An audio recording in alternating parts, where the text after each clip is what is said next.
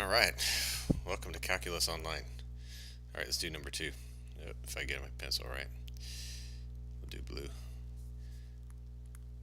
Y equals x cubed minus 9x squared minus 21x minus 11, and the domain is all real numbers. Oh, look, you even get my solutions. There's no global extremist, so I guess we're done with number two. Number three, just messing. See, I can even mess around on video. So, to find the max and min, we get take the derivative of y prime, 3x squared minus 18x minus 21x. Of course, we set it equal to 0. We want to factor that and find the critical points. So I'm going to divide by 3. X squared minus 6x minus 7 equals 0. And then factor. So x and x looks like minus 7 plus 1 works. So x equals 7 or x equals negative 1. And so these are my critical points. So if I make my number line to figure out where it's increasing, decreasing, and so forth, to locate the max and mins, we've got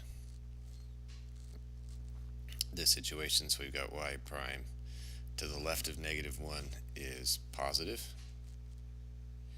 because here y prime, if we look up here, a big negative number that's negative and negative multiplied together to positive, so it's increasing. Between negative 1 and 7, 0, that's negative and positive, so that's going to be negative. So it's decreasing, and then bigger than 7, that's a big number, is minus 7 is positive, positive. Okay, so it's increasing. So this looks like this is going to be some sort of a max. This is going to be some sort of a min. Okay, so we have to be careful here though. Is this a local max or an absolute max? Well, it looks like it's increasing, and then it's decreasing, and it's doing this. So if it does this guy, then this is going to be a local max and a local min. But what if it did something like this, where it was more like a horizontal asymptote max, and came down here was a min, and then tapered off like that?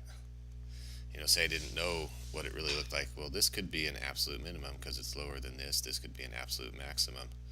So we kind of have to check out what's going on at the tails.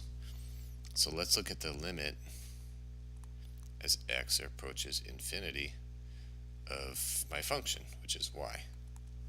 Okay, so I'm going to go back up here, and my original function is, that's the limit as x approaches infinity of x cubed minus 9x squared minus 21x minus 11. And hopefully you recognize the fact that as x goes to infinity, none of these smaller terms matter. X cubed is infinity, so I know it's going to go shooting off like that. And the same thing, the limit as x approaches negative infinity of y, none of those are going to matter, and x cubed is going to go off to negative infinity, so it's going to go shooting down here like this. So therefore there are no absolute or global extrema. Okay, so there is number two, and I'm going to do 2 and 3 on separate videos.